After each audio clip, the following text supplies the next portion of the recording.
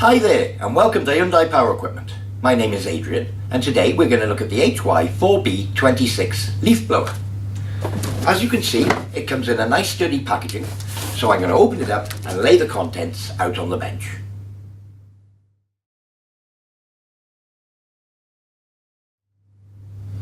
So first of all, we have the blower unit itself. Then we have the two plastic outlet tubes. A little bit of assembly, we'll go through that. Then we have the user manual. Now I do recommend that you read the user manual thoroughly before use. We have a box spanner or spark plug spanner, a Torx type wrench, and finally the oil measurement bottle. We shall go through that shortly. That's the contents of your packaging.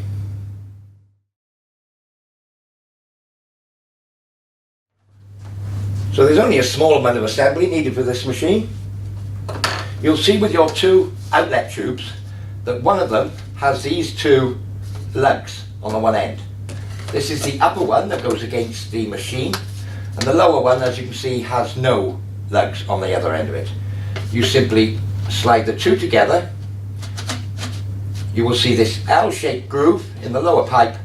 The lug will slide down in that groove and we'll rotate it to lock it in position, like so. So that's the upper and lower one together, and exactly the same upper one, slide it on over this lug, rotate it anti-clockwise, and it's locked in position. And that's it, the assembly.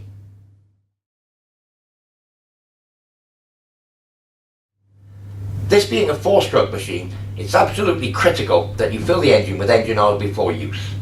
The engine oil required is a semi-synthetic SAE 10W30 engine oil. I have a litre of it here, and this is where the oil measurement bottle comes into play. What I'm going to do is pour oil from this container into this little bottle up to a point a few millimetres from the black plastic cap, and that would give me the correct quantity of engine oil to fill the engine. So firstly, we'll remove the oil filler plug, which is here on the front of the engine here, and it rotates anti-clockwise to remove it. You may see residual amounts of engine oil when you open it, and this is where oil was put in it at the factory for testing. So I would take my quantity of engine oil in here, which I've filled to just below the black cap, 60 millilitres. I could tip the unit back and gradually but gently pour the engine oil in through the filler hole. I probably pour about 3/4 of the bottle in and then lay it back down on a flat level surface, and I'm looking for the oil level to come to the very top of the threads at the weir point where it would be about to flow back out again. If it's not quite up to that level, then continue pouring engine oil into the engine. Again, level it back out, and when it gets to a point where it's dead level with the top of the threads, that would be the correct amount of engine oil. So having successfully filled it with engine oil, I'll replace the filler plug, turning it clockwise and tightening it down firmly. So that's the engine oil filled. Let's move on to fueling your leaf blower. Now, one little safety point: never refuel the leaf blower when the engine is hot, and certainly not with the engine running. Should you inadvertently spill fuel on any of the hot parts of the engine, such as the exhaust, you would be at risk of starting a fire. If you do spill fuel, allow it time to evaporate, wipe up any excess before starting the machine. So, the fuel tank is here on the back of the engine.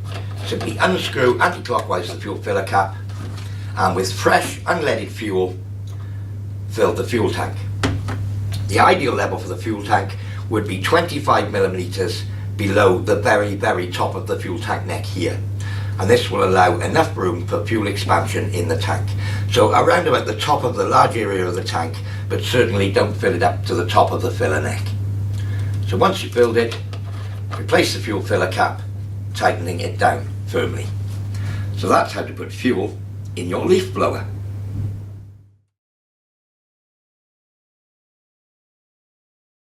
Let's move on to the controls on your leaf blower. This red switch here is the on-off switch.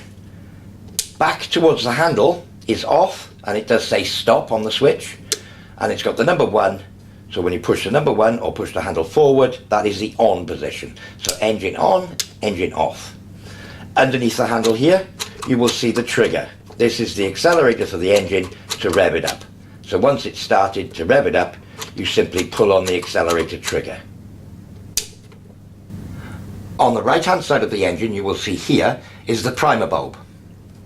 This pumps fuel from the fuel tank up to the carburetor.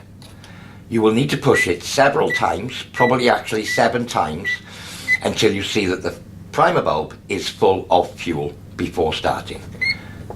So that would be how you pushed the primer bulb.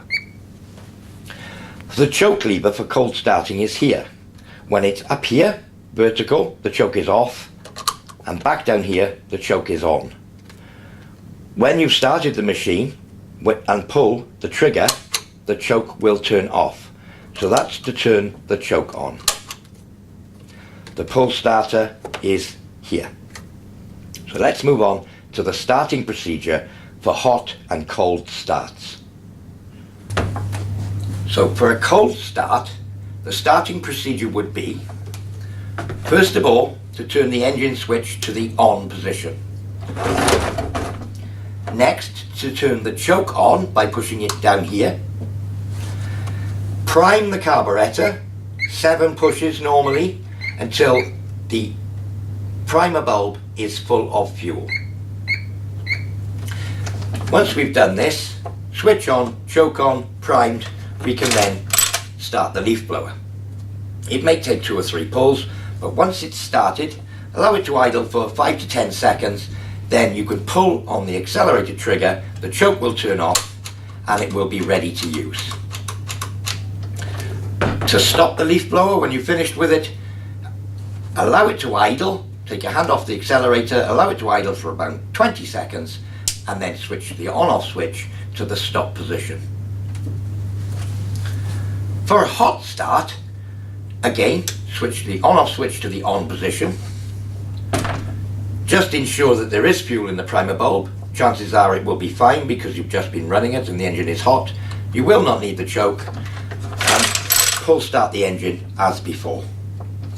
Once it has started, you can rev it up and it's ready for use.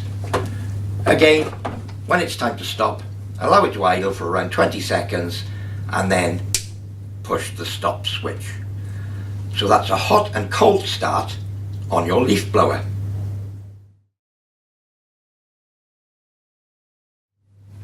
Well, I do hope you found this demonstration useful.